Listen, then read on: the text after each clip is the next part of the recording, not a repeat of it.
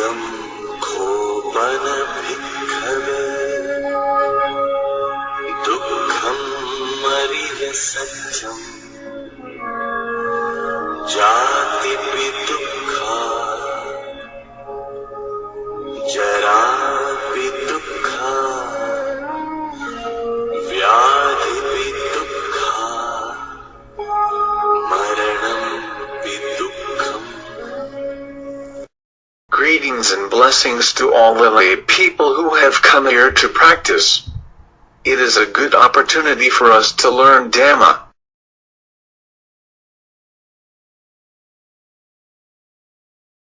Normally, in our daily life we do not get to learn much about life and living.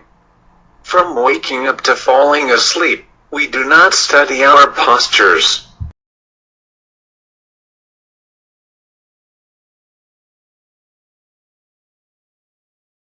Therefore, our mind is usually set to the outside, only to perceive the external things. Once our mind does so, it receives different emotions and becomes depressed. Sometimes, we are pleased, and sometimes displeased. Happy and unhappy. The feelings are mixed and blended in our life.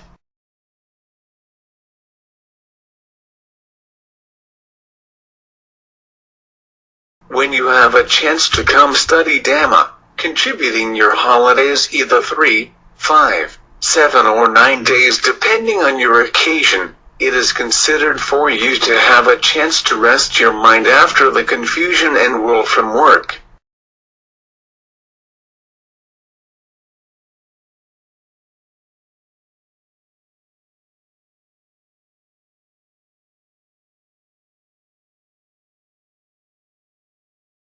Sometimes, it is stressful and painful about daily repetitious work.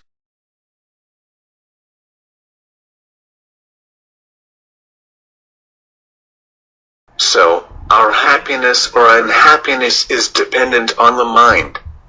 If we only focus on work, not trying to train our mind for peace and let it rest, we then have only pain and stress.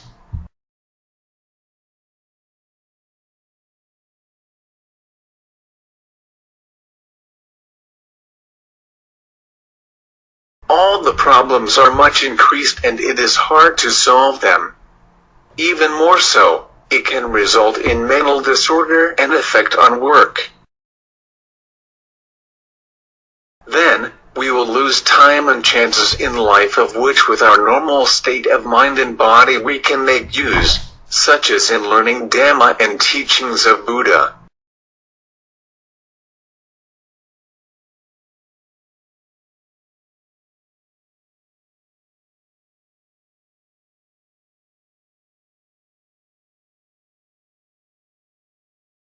Many of us do not really understand the teachings of Buddha, and what their meanings are.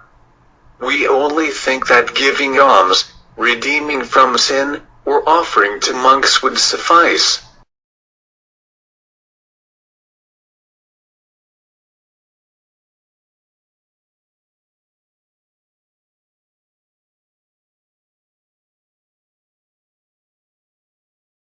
Consequently, we are not able to set our mind at ease and peace. We are still suffering because we have not yet practiced meditation.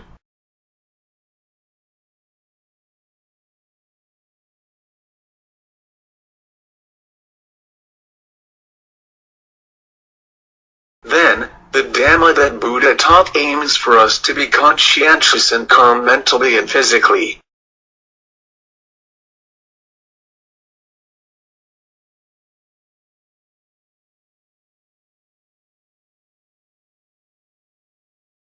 Our mind and body is the cause of hallucination that we are tied to. We cling to it as entities, beings or persons. That is why the pain is caused from our mind. It is because we are tied to what is not certain.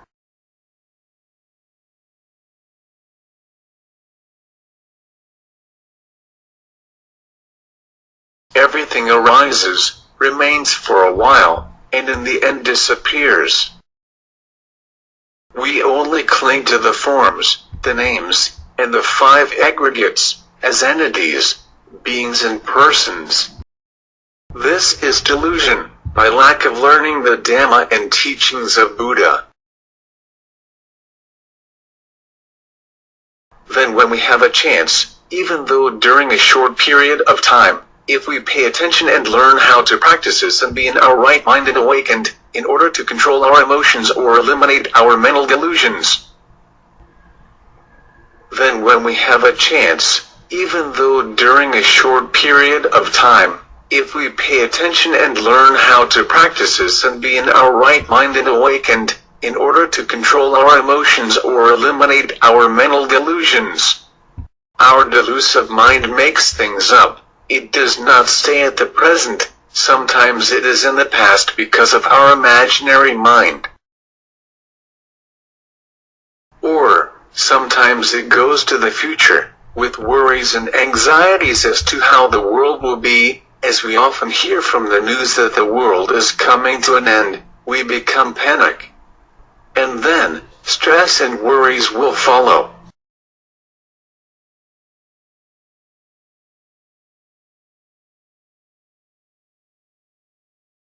But if we learn Dhamma, we will be mindful and stand firm.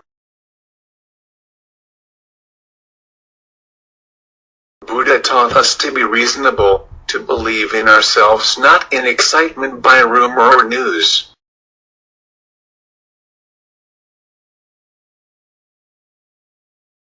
Therefore, at this introduction stage where you have a chance to learn, it is necessary to follow the precepts, that is, to pay attention while receiving the 8 precepts.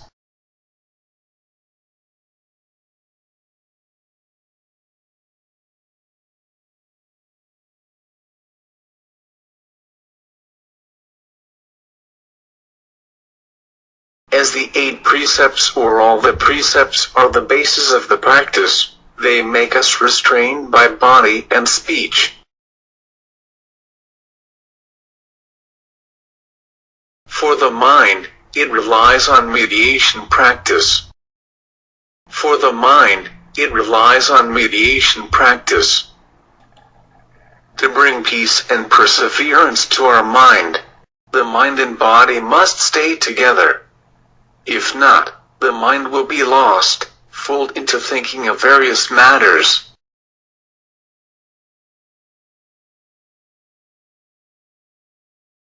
If we do not begin to learn, we will stay lost. Once our mind is lost out there, we will not be able to know the truth. Dhamma shows the actual truth. Therefore, we can end the suffering and its caused by the practices and training of mind, to be awakened and stay in the present, at every moment in all that we do.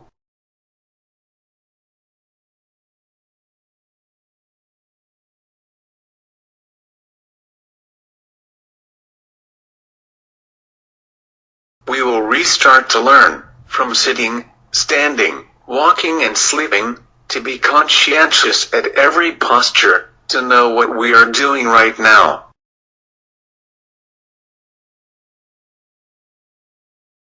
To train our mind, it requires a method, one that the enlightened teachers have laid down.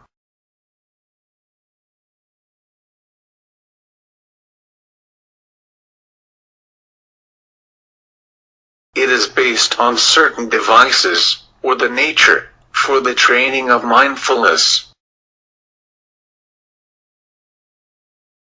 There are 4 ways to train our mind in staying with our body.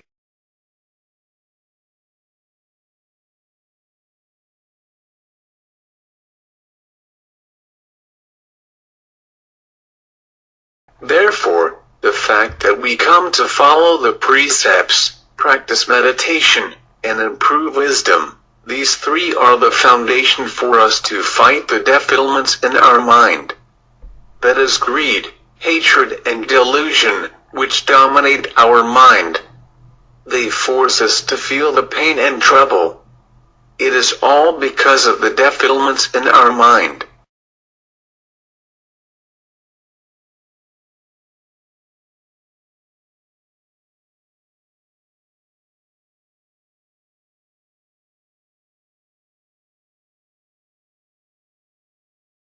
We must eliminate them by means of the precepts, meditation and wisdom. Through learning and practicing, studying the method of the enlightened teachers, in solitude with all knowledge persons to guide.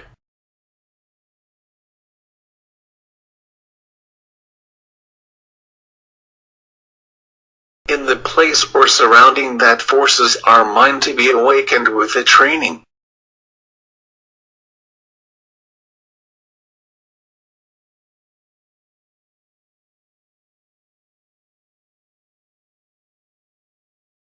The training of this method has 4 ways.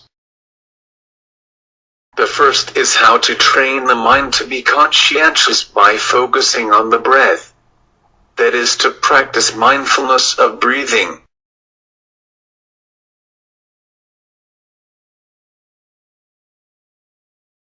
Primarily, it is to do meditation. You can meditate, say, by the standard where the right foot is placed on the left foot, the right hand on the left hand.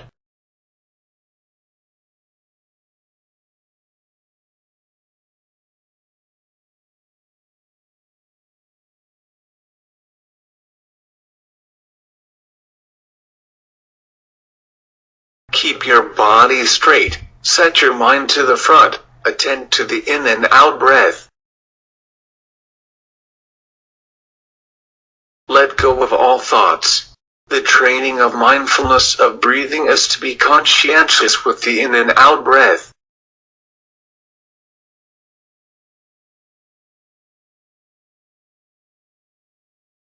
This first stage of the posture of meditation is to place the right foot over the left foot, the right hand over the left hand, keep the body straight, set the mind only to the front, attend to the in and out breath.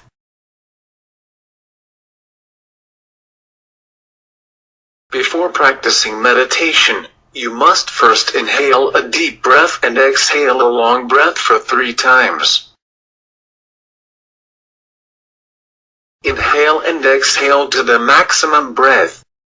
The in and out breath like this. For 3 times. For the mind to be awakened and see clearly. The in and out breath like this.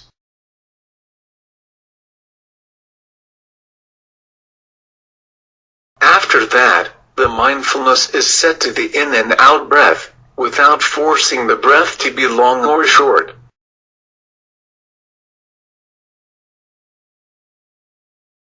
The mindfulness will follow the in and out breath.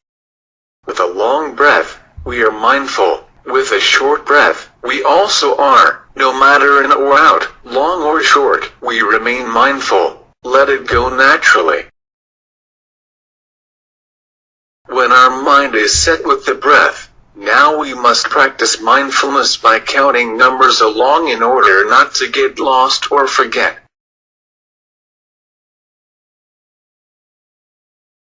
Counting numbers is done with the breath in as 1, the breath out as 1, double counting like this.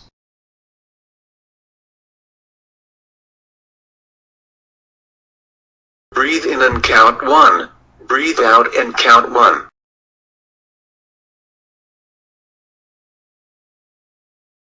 Breathe in and count 2, breathe out and count 2. Breathe in and count 3, breathe out and count 3.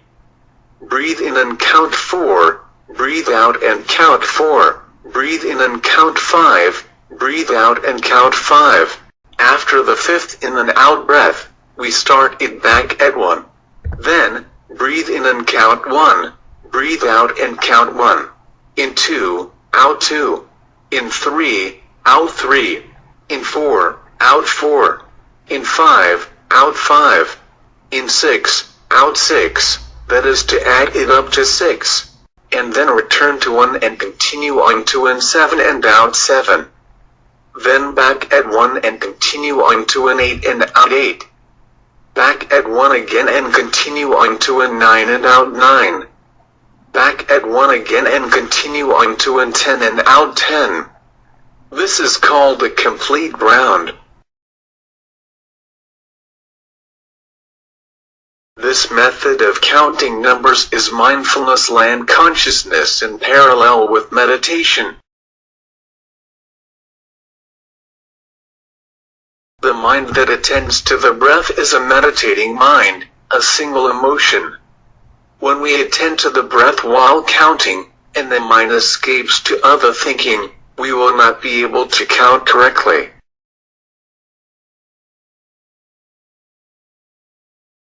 Here is when the mindfulness is missing.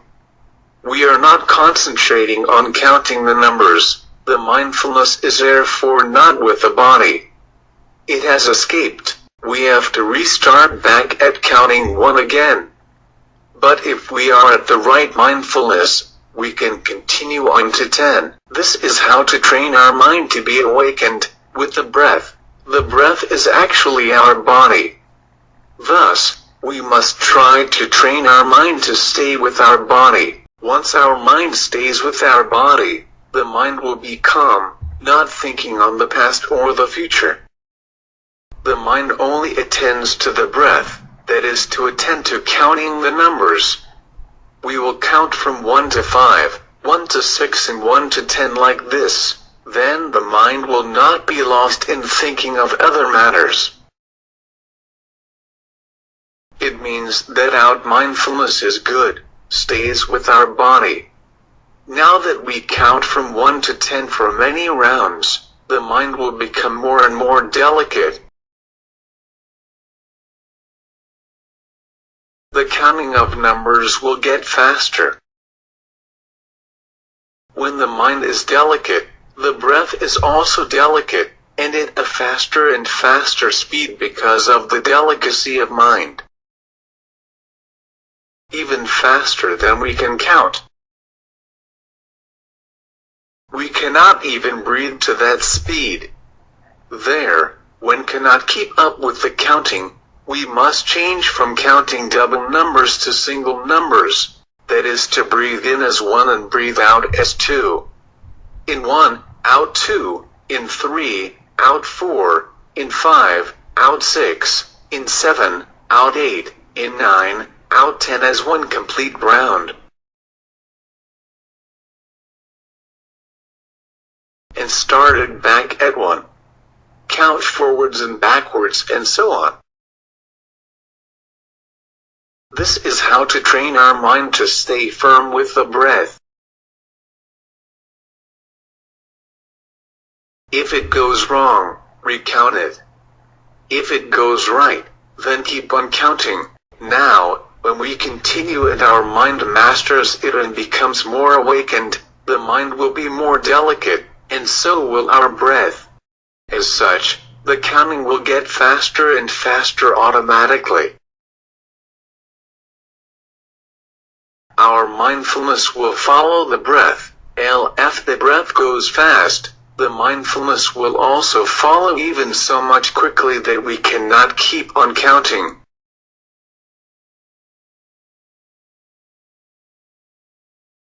When we cannot count and feel breathless, it will occur hallucination that we are dying. But if we are frightened of it, we will withdraw from it, that is to stop counting. Here is when the meditation becomes loose.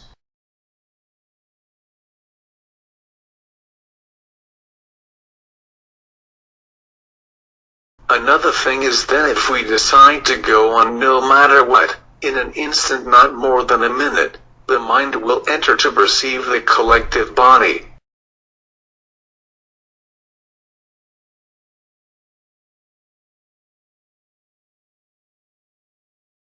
To see the collective body is to see the body of Dhamma as explained. At this stage, the observant will realize it by their own experience.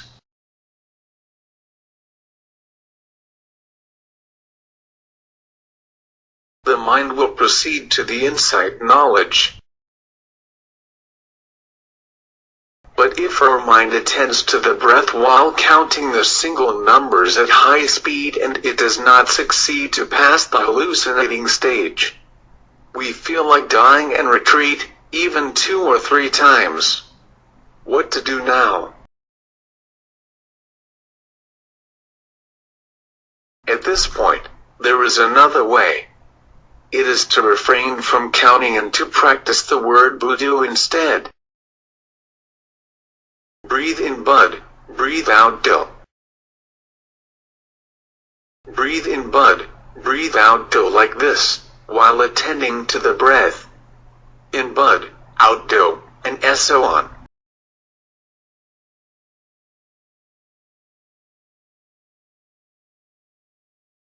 At this point, Buddha will not be flowing.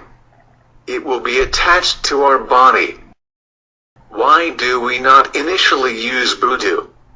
For the new observant, using Buddha at the initial stage when we cannot control our mind, it will be easy to get lost, as Buddha is the emotion of samatha peacefulness, which can make our mind lost without realizing it. It means that our mouth is still reciting Buddha and so forth, but the mind is elsewhere thinking. There is no measurement, as such, the mind will flow away and lost in that emotion.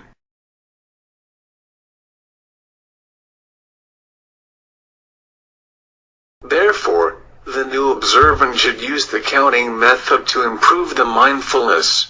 To improve the mindfulness is to go forwards and backwards counting the numbers, in order to keep the mind in the present. Once the mind is in the present, that is the mind of meditation, the feeling of awakening. The delusion of reinvention will disappear.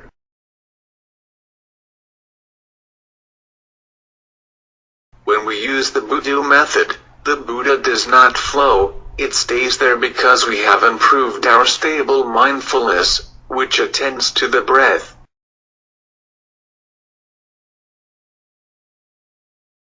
When we use the Buddha method repeatedly, the mind becomes delicate and light both physically and mental, but if we do not recollect the word Buddha and stay focused on the in and out breath, the mind can also be calm and it will not go away because of unstable mind.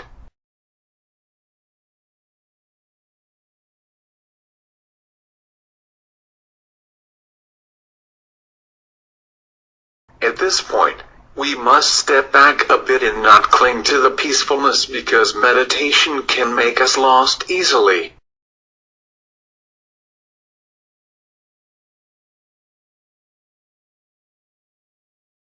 The new observant, once their mind becomes meditation, happiness will occur as we never felt before. This meditation is the mind's retreat. When the mind is powerful enough, we must step back and consider the body. Use our body to contemplate and improve wisdom, to see the truth.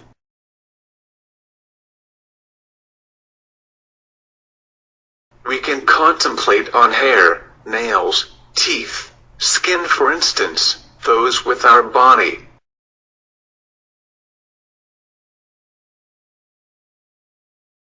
What is the characteristic of hair? The hair on our head, it has to be washed every day. Why is it so? Ask yourself that question. LT is because of its dirtiness, with filth coming from our body.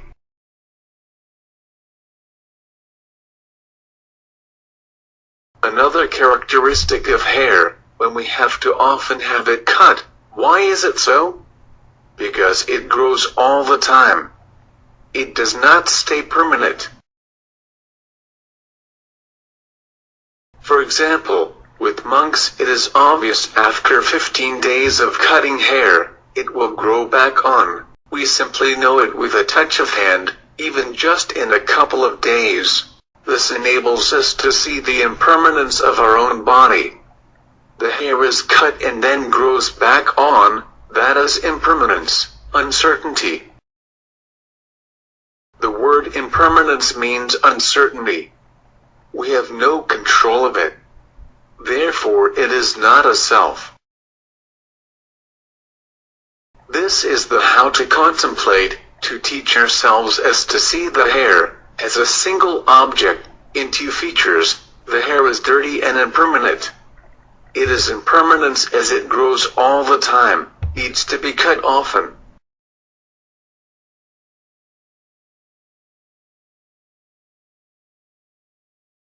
Hair, nails, teeth, and skin are of the same condition.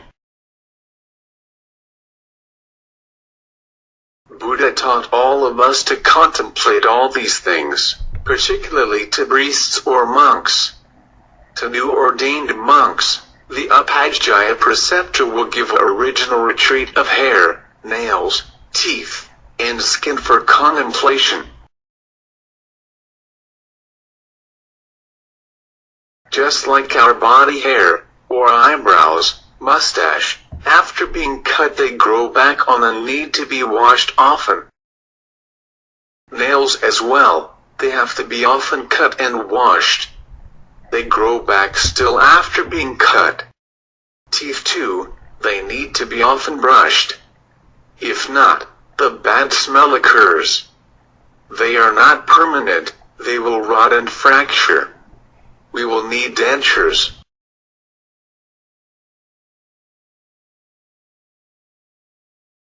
Skin too, it needs to be often washed because of the dirtiness coming from our body, like sweat. The dead skin will become scurf, it peels off and is replaced with a new skin.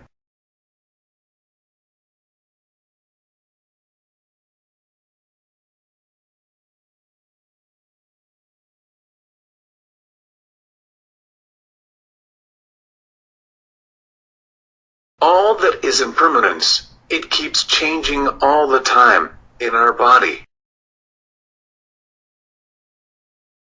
This is what Buddha taught us to always contemplate about, in order to create wisdom, to see the truth that our body is impermanent.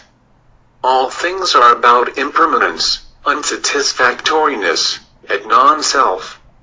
It is not our real self. Unsatisfactoriness is caused by uncertainty. Just as when we sit for a long time like this, in a while we feel pained legs. We have to change the gesture. Once the gesture is changed, the stiffness slowly fades away, but not for very long until it comes back again. It keeps switching like this.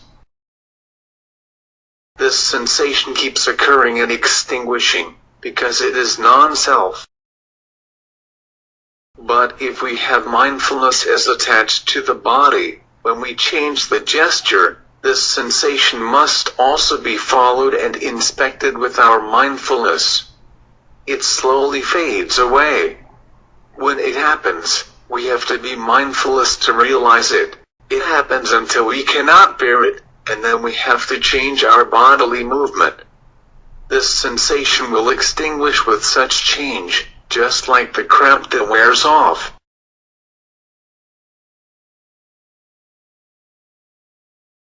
We see the condition of this sensation, which happens and ends in our body.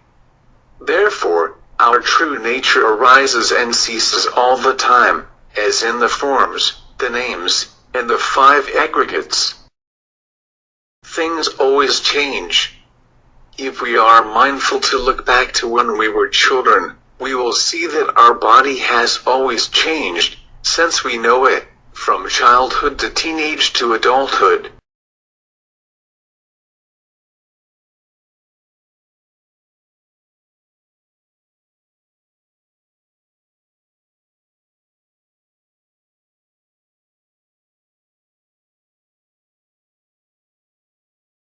The same goes for our parents and grandparents. They become aged.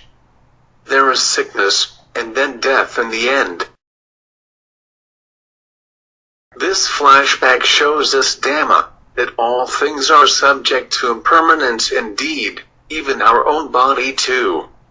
So, how can we cling to it?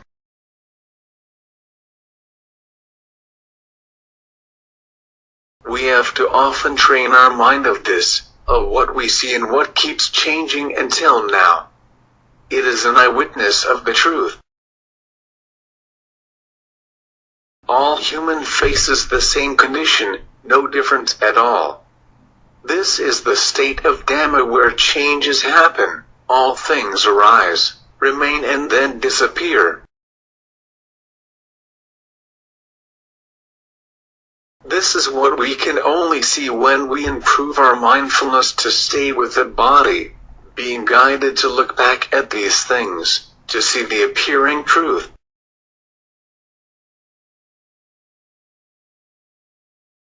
When the truth appears with the body and we mindful of it while accepting that we certainly have no control of it, we age, we get sick and die in the end. We cannot bring anything with us afterwards.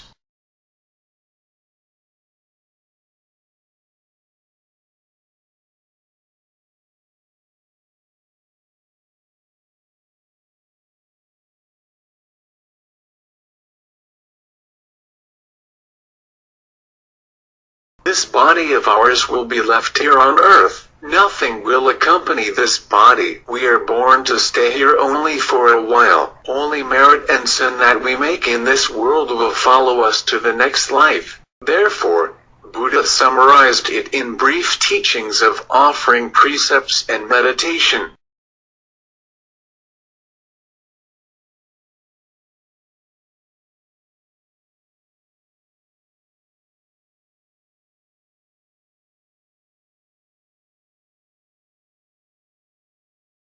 Or precepts, meditation and wisdom. Or the Noble Eightfold Path.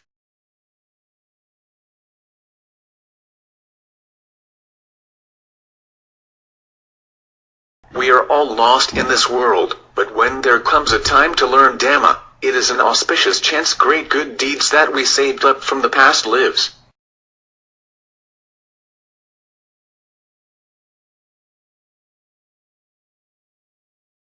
With this change, you have to pay attention to the learning and practice, and adapt it to the daily life.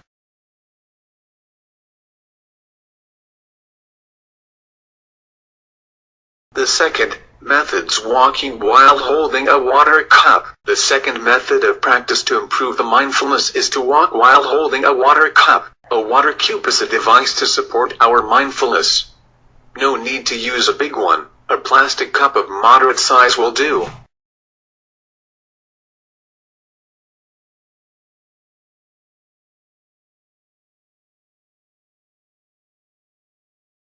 Fill it up with water. Holding this water cup is a plot for our mind to be mindful and supported, to be conscientious and aware of not walking abruptly or quickly as our usual habit.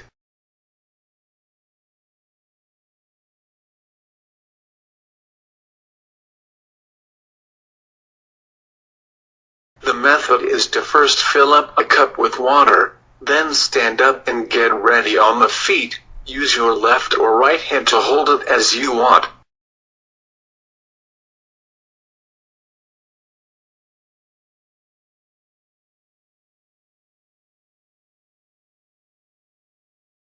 We place the cup on the palm of our hand like this.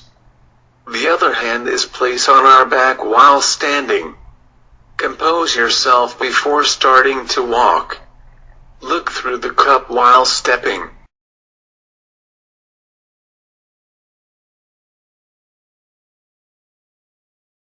Focus on the feet like this while stepping left, right, left, right.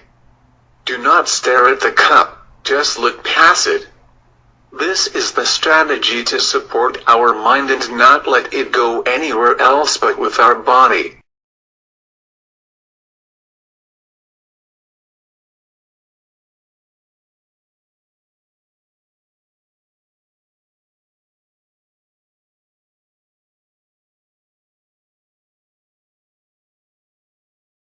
Or it is like we are training to stay in the present with every step we make, whether when stepping, lifting the feet or pacing. Every step is mindful, left, right, and so on.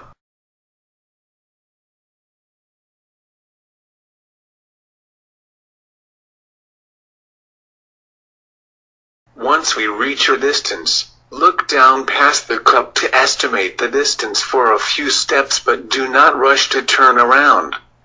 Compose your mind by placing the 2 feet together before turning back around, in 2 rhythms, just like the clock pointing at 15 and then 30.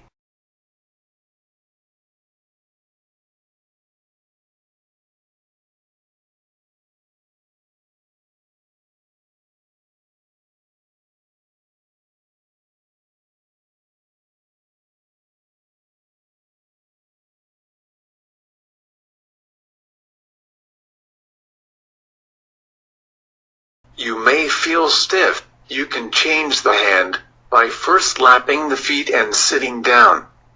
Use the other hand to grab the cup and place it on the floor. Then, use the right hand to grab and place the cup on the left hand. Then place the right hand at the back. Hold the cup mindfully.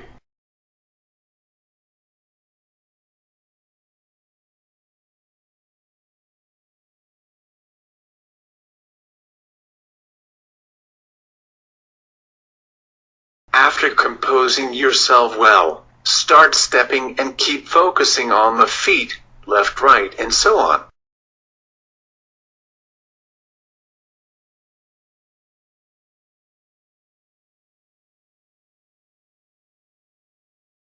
Once we train more and more, we will notice that our mind is awakened and conscientious with the present. It is to prevent our mind from thinking of something else, but to stay with the body and the bodily movement. Now we only want our mind to stay at our feet, to see clearly.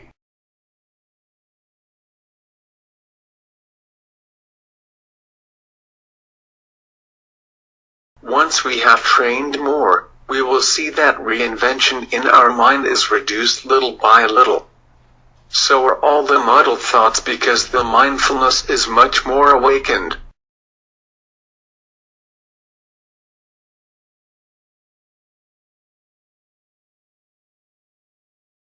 Delusion becomes less. Our thoughts are delusive. The fact that our mind thinks of various things is a habit.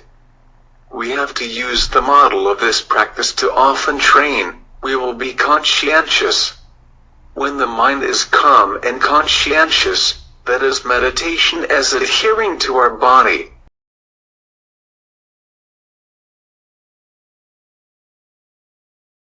At this point, when we have a contemplating mind, we can put the cup down and then sit meditation to improve mindfulness, only to realize that our mind stays calmly with our body. And then contemplate the body.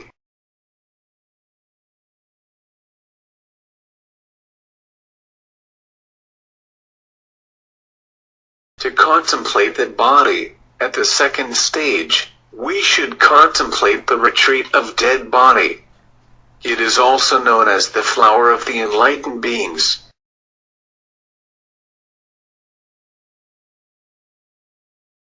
We sit and contemplate the dead body in front of us. It is a dry human body.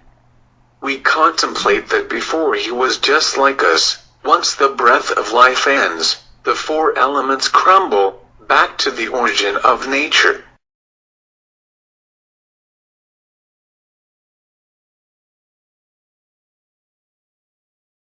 In our body there exists the 4 element, that is earth, water, wind and fire. The in and out breath is the wind element, and so is our movement. When the wind element becomes extinct, the other 3 elements are unable to exist. They are destroyed.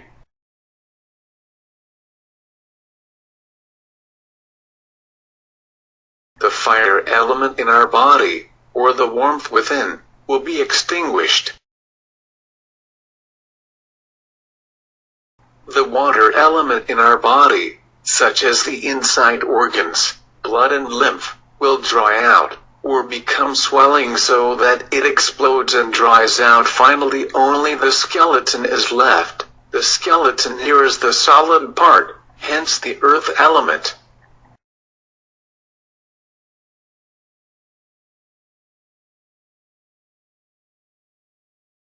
Once all is back to the origin of nature, the wind element becomes the wind. The fire element becomes fire. The water element becomes water and the earth element becomes soil. There is no true self. At this point, when we have contemplated to see the truth, teach your own mind to accept such truth. It will be rid of the delusion of self.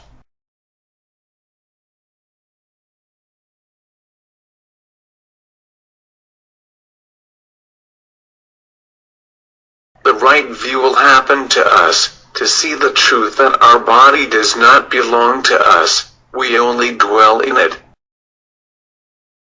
It is that one mind of knowing comes to dwell in the four elements. This mind of knowing is the soul where emotions occur, be it pleasing or displeasing. The soul is the one being reincarnated in different worlds.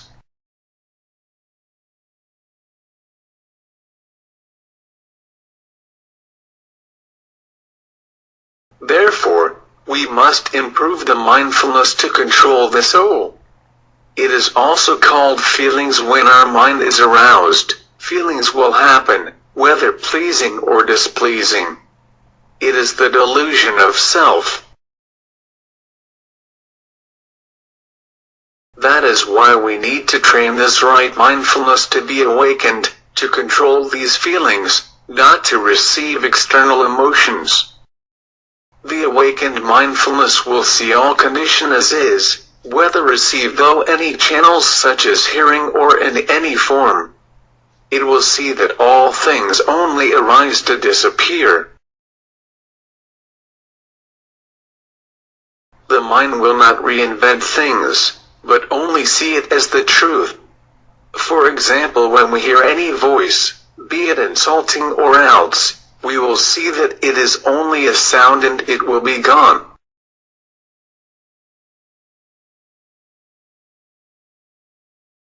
No reinvention by the body. We reinvent things because the body functions. We believe in things as we hear them, that is delusion, and it creates unsatisfactoriness. If we know the truth, it is only a sound that comes and goes. When the mind reinvents no emotion, there is no suffering. The trained right mindfulness will see the truth as such. It will be the path to end all sufferings.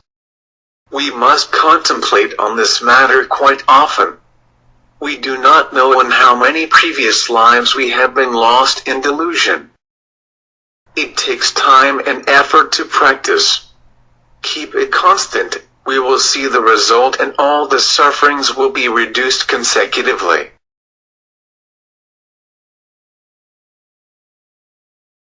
We will have refuge. We have Dhamma as refuge to relieve from suffering. That was the second method of practice.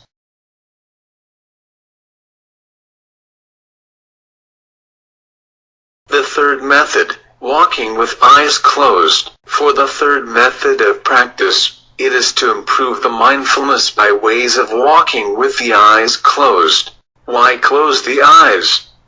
Because with our eyes open we will be lost in visions. We see things as pleasing and displeasing. The mind escapes outside and receives things and reinvents them so that we are happy or unhappy. If we cling to them, we will be suffering because they are not permanent. Therefore, we train our mindfulness to be awakened from the sound of hearing and the forms of vision. Initially we train it at the feel, then we must move it to other parts of our body.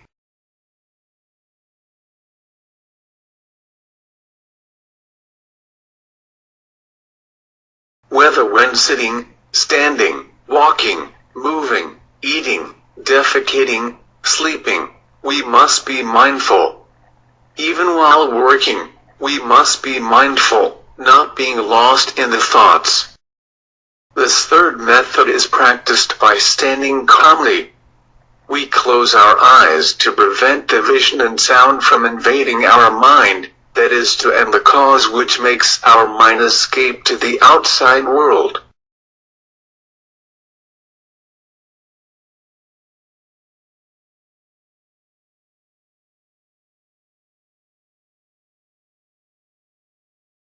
Initially, we stand calmly with the hands put together either at the front or at the back.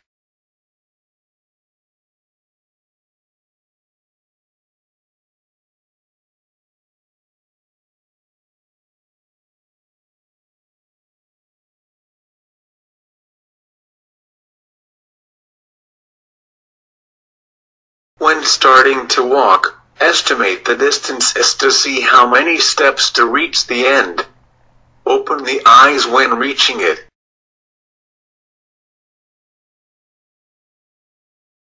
Standing calmly and estimate the distance. Before walking, keep your mind at the breath, that is the body. When we are ready to walk, close the eyes. Step forwards. Be mindful at every step, whether left or right. Be aware of the feel movement, left, right, lifting, pacing, stepping. Be conscientious of when the feet touch the ground.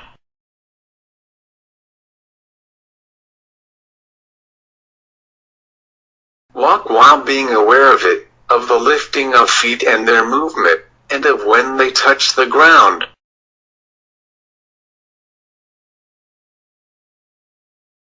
Be aware of the left step and then the right step. Focus the feeling on the left and right feet.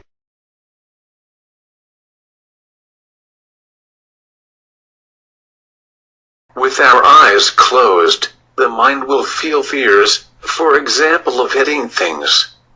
Then, we will walk carefully with the feeling focused on the feet all the time because of fears.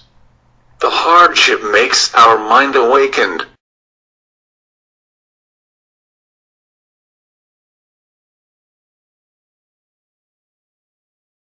Be aware of the left and right steps.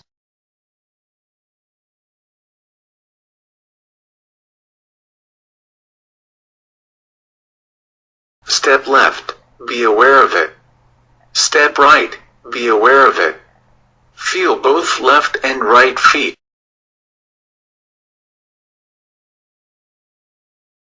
Such method keeps us mindful with every step that we make.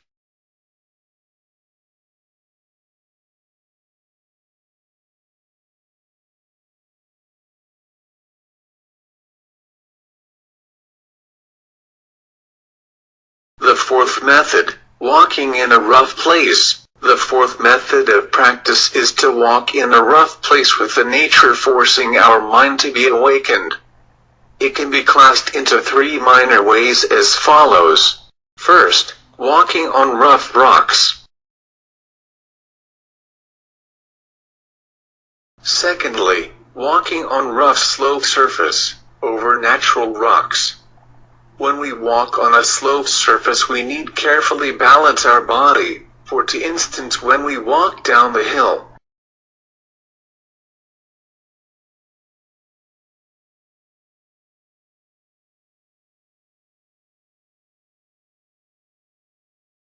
Next, the third way, it is to walk along the edge where we need to be careful due to the height from the ground, in order not to fall down. Therefore, the mind keeps being careful and makes us step watchfully. We need to focus all the time, otherwise we will fall.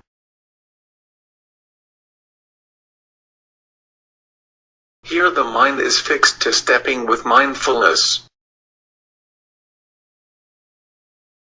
The mind that is lost in various thoughts will be reduced until it is peaceful with the present with every step.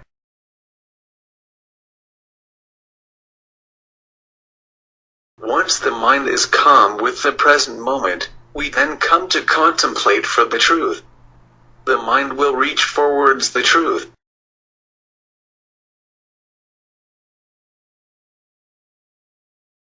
The attachment will be withdrawn, as well as all the illusions. This needs to be often trained too.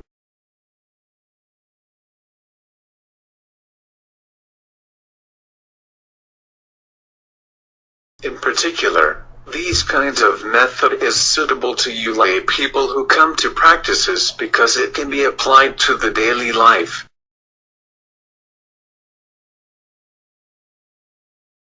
Because we must have the 4 bodily movements in our daily life.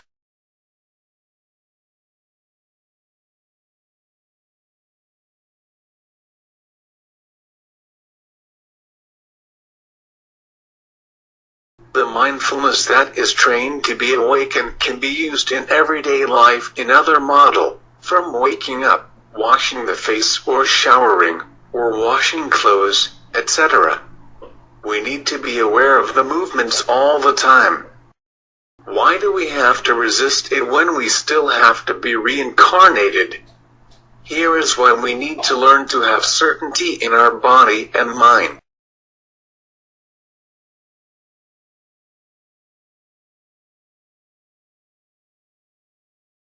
To have refuge, that is Dhamma as refuge and nothing else. This refuge means that even after we die, the good deeds that we have made the world will follow us with our soul. Especially, the offering, precepts and meditation, these are the path to end the circle of reincarnation. When we are reborn, the previous good deeds that we have done will be continued.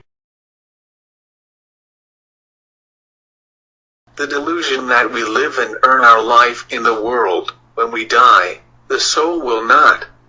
It will go to be reincarnated based on the good deeds or sin done in the previous lives. If we have not built the offering, precepts and meditation, we will face the karma, whether with greed or delusion that we did. There will be hell, Pratas hungry ghosts, demons or beasts to lead us into the fiery world. We will stay tortured until the retribution ends, and that when we will be reborn. To be reborn as human, we need to have the complete 5 precepts. If the 5 precepts are not observed, it is hard to be reborn as human. We can be reborn as animal or monster, based on the deeds that we did. You are asked to pay attention to practice even in a short time. These methods can be applied anywhere. It has to be often trained no matter where you are.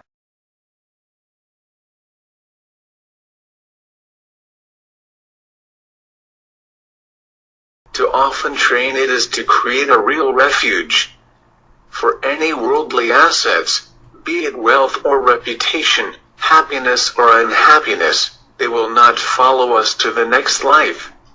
It is only imagined. When we die, we leave it all behind. All the treasures cannot be brought with us, even our own body.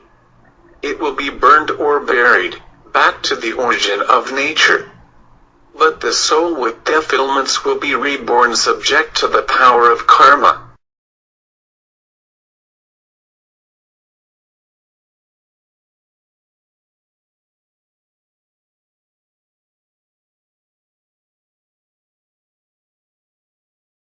This is the method of practice. Therefore we need to learn and practice, in order to lead our life to peacefulness in the future. You should be attentive to learn the 3 refuges and stand firm with them, and not to rely on something else. Those things are only for us to dwell temporarily when we are alive.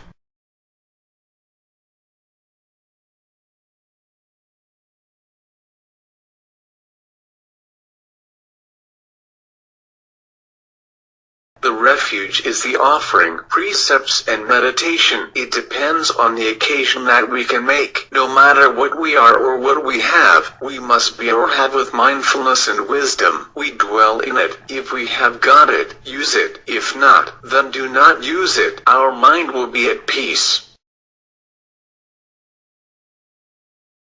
That is the summary of the methods of practice. The results will occur when you learn and practice them. This is only a guideline. I wish the best benefits from the practice to you all while you are here to practice the Dhamma.